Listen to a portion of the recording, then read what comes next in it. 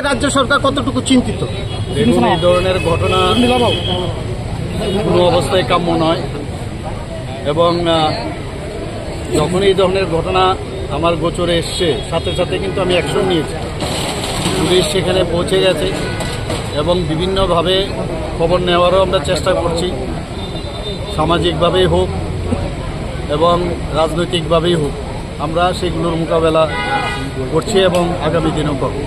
এগুলো হবে কারণ অনেক জায়গা থেকে এই ধরনের এত সুন্দরভাবে এই সরকার চলছে, রাজ্যটা এত শান্তির মাধ্যমে চলছে, সেটা অনেকের কাছে এটা হয়তোবা এটা ভালো লাগছে না।